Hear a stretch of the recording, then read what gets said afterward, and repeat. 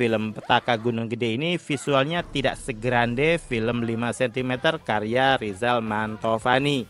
Tapi tetap saja ada gambar-gambar yang bisa membuat haru. Momen cantik di sela-sela bunga Edelweiss di alun-alun Surya Kencana salah satunya.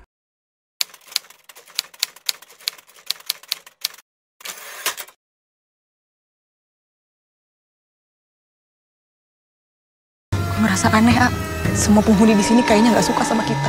Salam sinema sahabat sinemalogi. Petaka Gunung Gede adalah film horor yang disutradarai Azhar Kinoy Lubis.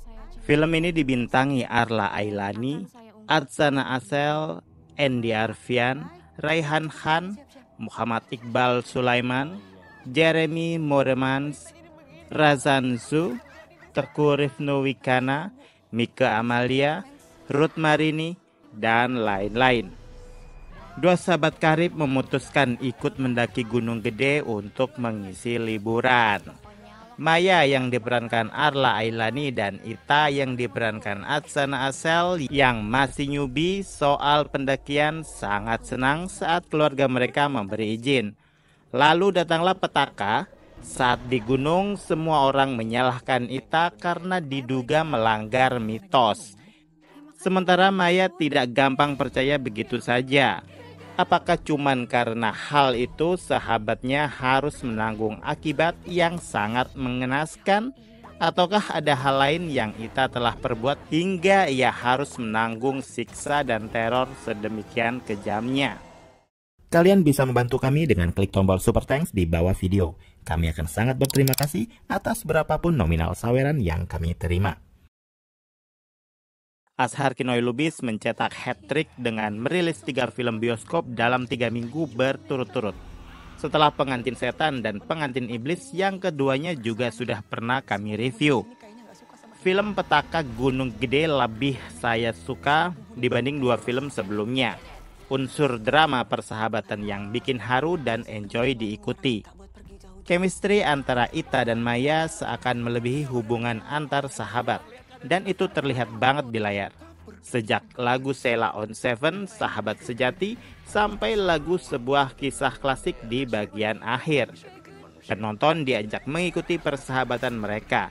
Terasa banget sedihnya di ending film. Jadi pada dasarnya film ini terbagi 2, yaitu drama dan horor. Saya pribadi berharap dramanya lebih banyak karena bagian horor juga tipikal begitu-begitu saja. Tapi apa boleh buat karena cerita ini juga berangkat dari kisah horor. Makanya saya yakin dengan suksesnya film ini akan makin banyak cerita-cerita seram dari pengalaman mendaki yang akan difilmkan kelak. Siap-siap saja. Sebagai penulis, Upi Avianto berhasil memindahkan cerita yang katanya diambil dari kisah nyata ini menjadi sebuah drama horor yang lebih bermakna bila dibanding dengan Sorop kemarin yang pincang kemana-mana. Petaka Gunung Gede memiliki kompleksitas drama yang lebih kuat, sementara horornya sendiri kadang benar kadang ya begitulah. Tidak sesempurna itu. Bagian horornya memang bukan favorit saya. Penampakan-penampakan di gunung buat yang pernah ke lokasi aslinya akan terasa serem, terutama penampakan di danau. Lalu ada plot twist yaitu penyebab petaka itu terjadi, yang sebenarnya sudah umum di film horor Indonesia. Tapi tetap saja berhasil mengecoh saya, meski sambil bergumam, ya itu lagi. Arla Ailani dan Atsana Asel memberikan performa terbaiknya di film ini. Karena memang film ini mengambil point of view dari kacamata Maya, sang pemilik cerita yang diperankan dengan apik oleh Arla Ailani. Kadang rasa penasaran ini muncul, siapa Arla Ailani? Kok aktingnya nggak busuk? Ternyata faktanya adalah dia anak dari pasangan Buce Dip dan Yunik Priscilla. Baiklah kalau begitu.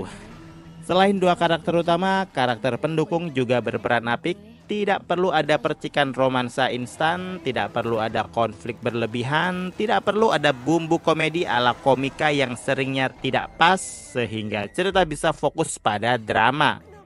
Para pendaki cowok, Andy Arfian dan kawan-kawan Mereka seakan memang berkawan di real life, bukan hanya sekedar peran. Sehingga nggak heran menonton film ini kayak melihat rekaman pendakian yang nyata. Konfliknya, situasinya, dan lain-lainnya. Berumur untuk peran yang di rumah. Hampir semuanya memainkan perannya dengan maksimal. Dikarenakan setting film ini menggunakan latar tahun 2007, kadang secara nggak sengaja selalu ke-trigger buat nyari hal-hal yang siapa tahu adalah bloopers.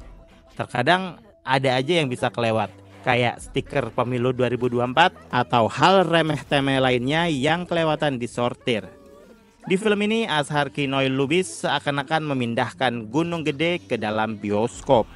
Dengan segala lanskap indah memukau, angle-angle gambar ciamik, berbagai sudut gunung yang sangat mengundang untuk didaki pun tak luput dari tangkapan layar. Karena memang lokasi syuting film ini benar-benar diambil di Gunung Gede.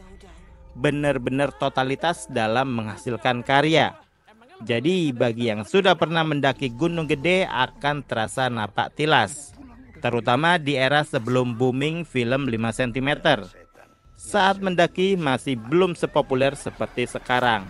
Penonton diajak naik mobil pickup rame-rame, nginep di saung base camp milik teteh-teteh yang nyetel lagu Sunda, merasakan engapnya jalan mendaki, mengalami seramnya jembatan kayu di Gunung Gede dengan segala cerita mistisnya, sampai pada akhirnya merasakan cantiknya alun-alun Surya Kencana.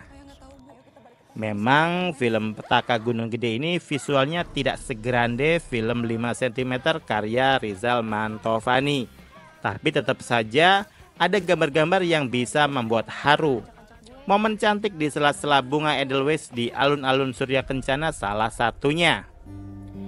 Pada akhirnya film Petaka Gunung Gede bisa membawa pada petualangan kenangan buat kamu yang pernah merasakan dan sudah bersentuhan dengan Gunung Gede. Lupakan sisi horor, karena saya paham Azhar Kinoy Lubis berusaha untuk menampilkan layer demi layer tiap lapis dari Gunung Gede dengan lebih detail dan semestinya. Ada banyak spot-spot legendaris yang buat kamu para pendaki gunung bakal merinding. Tentunya sudah ada banyak petuah tak tertulis di film ini terkait hal-hal yang harus dilakukan sebelum dan saat melakukan pendakian. Selalu jaga sikap saat di gunung. Demikian video reaksi dari film Petaka Gunung Gede yang tayang di bioskop. Silakan like, komen, dan subscribe kanal ini. Cek juga akun-akun media sosial Sinemalogi. Dan jangan lupa bersinema dahulu, berbahagia kemudian.